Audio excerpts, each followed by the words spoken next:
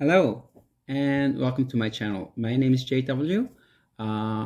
In this channel, I talk about how to live a nomad life here in Jeju. So basically, I don't have a permanent address here. Today's topic is how to bring your car to Jeju Island, South Korea, not North, okay? So I will break it down to three parts. First, why you want to bring your car to Jeju. You gotta have a reason, okay? The second, how to book your car ferry to Jeju. And the third part is what is it like to ride ferry to Jeju. So I will start with the first one. Why you want to bring your car? Okay, so I think there's gonna be a merit and demerit, pros and cons. So I will talk about pro first. Okay, the most the biggest benefit is you're gonna save money and also time. You see, because of this pandemic, Korean people cannot go overseas. They cannot go Japan, Hong Kong, Thailand. So where they go, they come to Jeju. So it's crazy. And the transportation here is not so good. So people gonna need a rental car. That means the demand for the rental car is very high. That means the price also goes high. It's crazy. It's out of control, the price. I think you're gonna have to pay for the smallest car, the tiniest subcompact car. I think 100 US dollar per day without the insurance. So it's crazy. It used to be about 20 before the pandemic. So the price went up 5 times. If your trip is very long, I think the cost of the rental car is gonna hurt you big time. Also, you're gonna save time because it's not like US where the rental car terminal is inside airport. It's not like here in Jeju. It's all in outside. So you have to take a shuttle bus provided by the rental car company, and they don't come very often. So you have to wait like 30 minutes sometimes. So you have to, when you take off your airplane, you get your luggage and you wait for the shuttle, go there, do paperwork, do inspection, get your car. I think the total time is gonna take you more than an hour, like 1 hour and a half or 2 hours. So, and also it's gonna be same when you return the car. You don't return at the airport, okay? So you have to go pretty much the same process. So the total time is gonna be 2 hour, 4 hour, like going back and forth. So, and also remember, you have to carry all your luggage with your hand. It's not a good pleasant experience, okay? So you're gonna save time. The second benefit is you can bring a lot of your stuff if you have a car. I'm not really a surfer, but I brought my longboard, 9 foot 6 feet epoxy board, and also I brought boogie board, bodyboard, and also I brought SUP, stand-up pedal board. It's inflatable, so I can roll it up, but I still have to carry the pedal, which is pretty long. So, and also I camp out. I brought my camp gear, tent, like chairs and like cooking, something like that. So it's gonna be impossible to bring all those stuff in airplane. So you can bring a lot of your stuff. I think the third benefit, this is going to be important for some of you. If you have a dog and if you want to bring your dog to Jeju, I think the ferry is the way to go. I don't have a dog, but I don't know how much it's going to cost you to bring your dog to by airplane, but it's going to be a lot. I think the ferry is free because I took a ferry from mainland to Jeju a week ago. There are tons of people carrying dog cage. I think like 20%, something like that. And there's actually it's very dog friendly environment. There in ferry there is actually a dog playground, so they don't have dog does not have to be inside the cage all the time. They can they can walk, run with the owner. So it's very good environment. So I highly recommend using ferry if you have a dog and want to bring your dog to Jeju. Okay. So what's the con? What sucks? So the driving is hell. I mean, I live in Seoul, and from Seoul to the southern part of the mainland where I took my ferry, the took me 5.5 hours to drive. It's crazy. So you're gonna need a lot of driving, and there's gonna be a toll and gas price. So I think the price, if you travel solo and your trip is very short, it's not a good idea to take a ferry. Use airplane and do rent a car.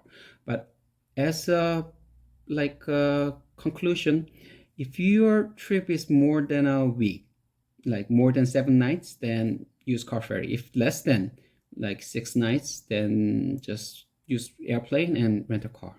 That's my advice. Okay, so moving on. The second part is how to book your ferry, your car ferry to Jeju. First, are you gonna need a reservation? Actually, no. Right now it's low season. It's March 2022. So last week, the ferry, there was many empty spots. So you can. I still actually have some people, they don't have reservation. They just drove their car to there and then buy ticket and load their car and come to Jeju. It was possible. But during the high season, like a summer season, no, it's a bad idea. It's usually fully booked. So I advise make a reservation before driving out to the port. There are actually two ways to make a reservation. First is using the official ferry website. And the second, using the travel agency that only specialize the ferry between the mainland and Jeju. There are 3 or 4, I think. I personally use the agency. I will tell you why. There are actually a 3 route as of now. There used to be 4, but one ceased operation this January, so there are only 3 routes right now. And all the routes are run by different companies. So if you want to check the schedule, you have to go to each different website to find the schedule, and it's very hectic. If you use the agency, the travel internet, you just click the date that you want to sail, and then they're gonna show all the ferry that's coming from the mainland to Jeju or Jeju to mainland. So it's very easy to navigate, very easy to search. So it's the reason that I use. And I think the price is same. So the agency must get commission from the ferry company, not from us. So because the price is same. So what is another benefit? The agency has a good customer service, because I will tell you this. This is my second trip. I brought my car second time. I actually brought my car last year, September. And the return ferry, I had to change my date because I want to stay here a little longer. So I just called the agency and I want to move. They say I was allowed to change my schedule one time for free. And they just do it for me. And about 5 minutes later, they send me the confirmation text. So it's very easy, very simple. That's why I use the agency. You can go either way, but I will just put the link of my agency. I'm not gonna I don't get sponsorship or anything, but I just, for your information, I will just put the link of the agency that I use. It's very dependable. Okay, so the third and the last topic for this video will be what is it like to ride ferry to Jeju. Actually, I'm on the ferry right now, heading to Jeju. I will break it down to 3 parts: boarding, and on our way on the ferry, and disembarkation. The last part, the last time I did it, very simple. You just get off the ship, so there's no drama there. So the boarding, when you don't have a car, it's same as taking an airplane. You just go to passenger terminal, get a boarding pass, and just take the ship. But when you have a car, you actually have to go one extra step. When you have a car, you don't go straight to the passenger terminal. You have to first load your car first. So when you drive to the port, you're gonna see the sign, Korean sign, say like 차량 승적, which means car loading. But if you can read the Korean sign, you just follow the sign. Don't go to passenger terminal, okay? But if you cannot read Korean, you just find the biggest ferry, like a car ferry, because usually the ferry that goes between Jeju and mainland is pretty big. This is like a 10,000 gross ton, so it's not like a like a cruise ship in a Caribbean, but it's pretty big. So when you go there, if you have a camper or if you have a motorcycle or like an exotic car, something like Ferrari or Lamborghini, just regular car. Even BMW is a regular car here. So you just go to the ship, drive to the ship, and there's gonna be a line. They start loading your car 90 minutes prior to leave, to sail, before sailing. So um, just go drive to the ship and just line it up, and they will check your license plate, and if you have a reservation they're just gonna let you.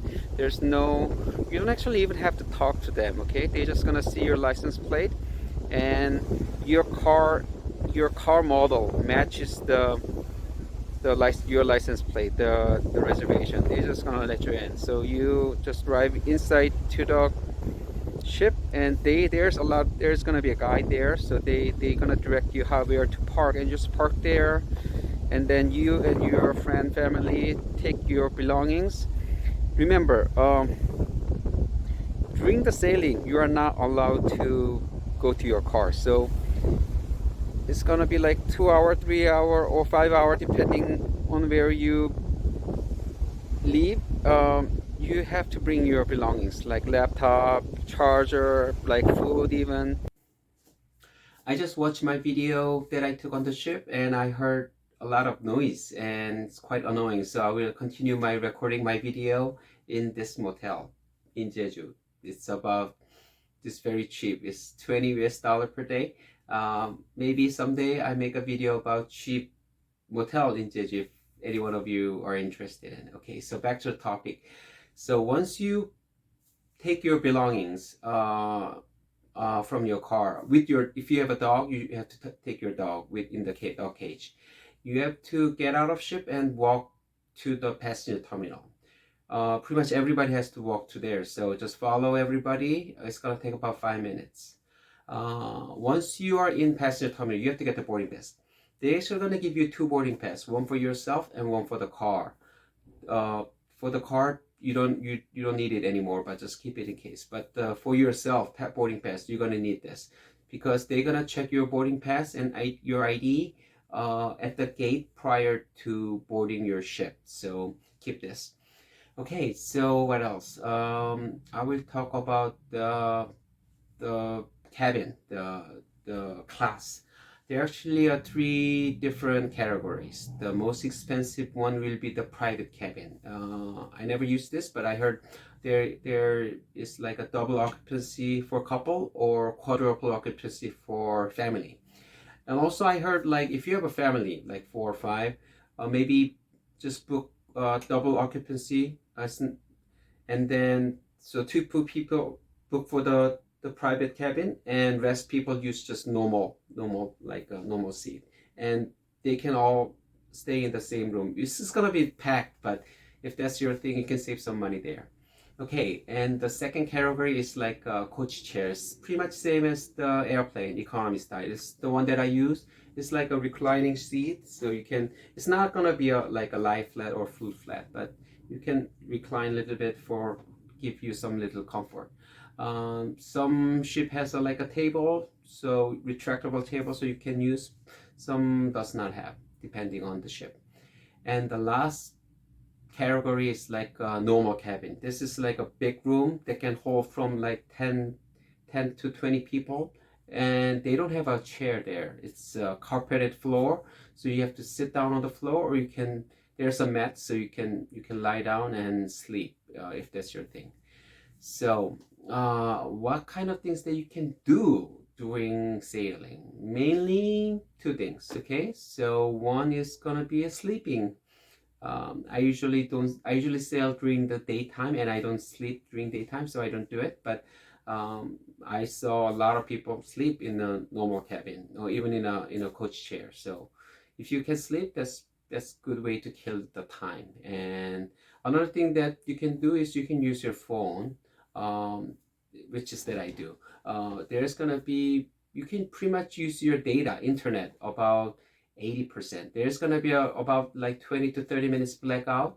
uh, where there's no cell service, but except for that period of time, you can pretty much do IG, Facebook, texting, or even mobile game if that's your thing. Okay, so that's pretty much the experience that you're gonna have during the sailing to Jeju or from Jeju. Okay, so before I end, the thing to take away from this video is bringing your car to Jeju. It's sometimes a good idea if you have a car in Korea, okay? Because like all the reason that I told you, also you have to remember this. Jeju is not like the road is not like in mainland. It's very tiny, and I heard there's a lot of car accident happening in Jeju because the road is not familiar and the car that you drive is not familiar. So, but you cannot control the road because you go to Jeju. So the things that you can do is you bring your car, which you feel comfortable. You know the dimension of your car. I know.